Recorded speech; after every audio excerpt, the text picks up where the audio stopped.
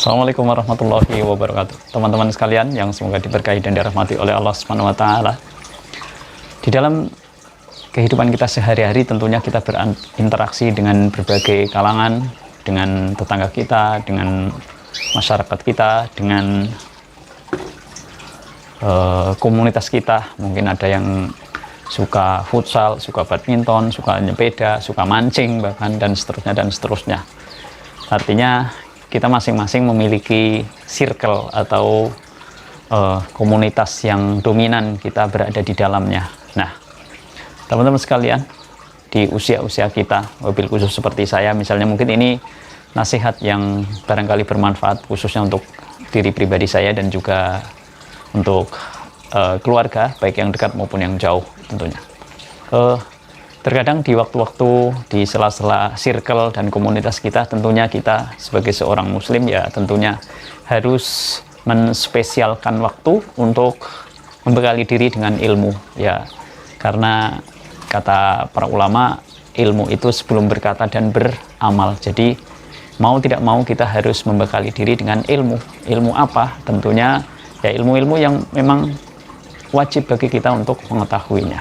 Nah, terkait dengan hal ini, beberapa waktu lalu mendapat nasihat dari seorang dai yang saya rasa sangat bermanfaat. Ketika mungkin kita bingung ya, di usia kita yang tidak muda lagi, maka mau belajar dari mana? Misalnya kita diberi rizki dengan bisa membeli kitab-kitab para ulama, baik terjemah maupun kitab asli. Kita mau baca dari mana dulu nih, sementara kita seolah-olah dikejar waktu ya. Umur kita tidak muda lagi, terus kita mau belajar dari mana itu. Nah, nasihat yang saya dapatkan yang saya rasa sangat bermanfaat ketika kita ya mohon maaf mungkin kita bingung mau belajar dari mana dulu gitu kan ya. Kita yang pertama adalah kiat-kiatnya adalah prioritas ilmu yang wajib dahulu. Seperti apa misalnya? Ya kita mempelajari tentang akidah shahihah sesuai akidah Ahlussunnati wal Jamaah, kemudian belajar tauhid, kemudian juga fikih ibadah sehari-hari yang wajib hukumnya bagi kita. Misalnya bagaimana tata cara bersuci, bagaimana tata cara sholat sesuai dengan tuntunan Rasulullah SAW. Itu yang prioritas pertama dan paling utama, yaitu belajar akidah atau tauhid. Misalnya dari apa? Ya kita mengetahui tentang penjelasan secara rinci tentang kalimat asyhadu alla ilaha illallah, misalnya dimulai dengan itu. Kemudian belajar kitab-kitab akidah, kitab-kitab tauhid yang tipis-tipis dulu yang ditulis oleh para ulama. Kemudian ya belajar fikih ibadah, fikih bagaimana tata cara bersuci. Kalau wanita mungkin ya bagaimana mengetahui hukum-hukum tentang darah wanita. Nah, kemudian bagaimana tata cara sholat, bagaimana tata cara berwudu, bagaimana tata cara berpuasa, dan seterusnya. Kemudian prioritas yang kedua yaitu tentunya kita belajar hal-hal yang dibutuhkan. Seperti apa misalnya? Ya kita belajar tentang bagaimana tata cara membaca Al-Quran dengan baik dan benar, sesuai dengan tajwid. Kita mempelajari makhrijul huruf dan hukum-hukum tajwidnya. Kemudian juga kita mempelajari ilmu alat, yakni bahasa Arab misalnya.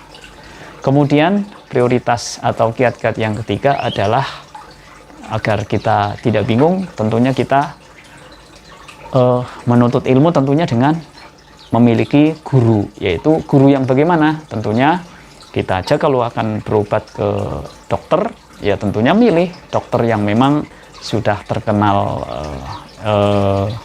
ya terkenal sesuai dengan bidangnya gitu ya, oleh masyarakat kita terkenal dan memang kompeten dalam bidangnya. Tentunya memang dokter ya kompeten, tapi tentu ada dari lisan ke lisan, tentu ada yang memang menjadi rujukan di masyarakat kita. Memilih guru yang bagaimana? Tentunya ya guru yang berilmu, memiliki akidah shahihah, memiliki metodologi cara beragama yang baik dan benar sesuai dengan keteladanan salafus soleh. Kemudian juga memiliki sifat wara', yaitu memiliki kehati-hatian, berwibawa, dan juga sabar di dalam menyampaikan ilmu dan menghadapi para penuntut ilmu atau menghadapi murid-muridnya. Kemudian juga kiat yang keempat adalah kita semuanya, para penuntut ilmu, kaum muslimin juga harus memiliki, kata para ulama, memiliki 6 modal seorang menuntut ilmu. Yaitu apa? Yaitu memiliki kecerdasan kalau para ahli ilmu bilang ya. Tapi mungkin ya bagi kita ya seyoganya kita memang bersungguh-sungguh, pintar gitu ya. Kemudian yang modal yang kedua adalah memiliki semangat, karena ilmu itu akan diraih bukan dengan badan yang bersantai-santai.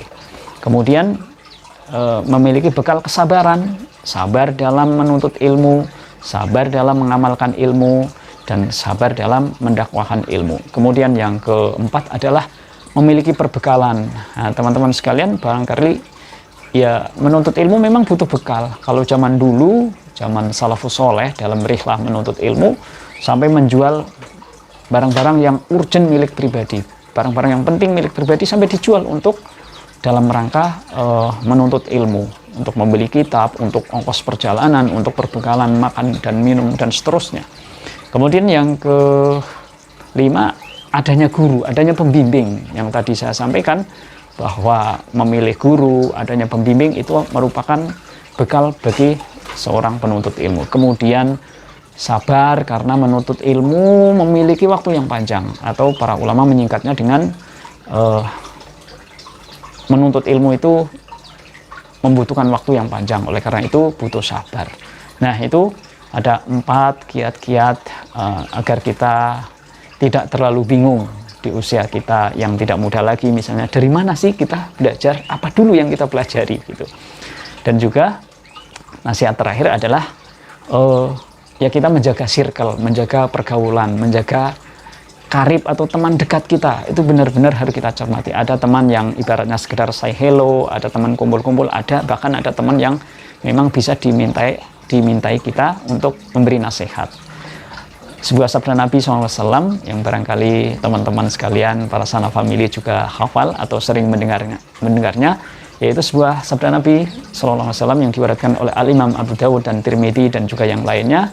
Almar'u ala dini khalilih falyandur ahadukum man yukhalil, yaitu seorang akan mencocoki kebiasaan teman karibnya. Oleh karenanya, perhatikan siapa yang akan menjadi teman karib kita semuanya. Mudah-mudahan bermanfaat. Apabila ada kekeliruan, mohon dimaafkan. Assalamualaikum warahmatullahi wabarakatuh.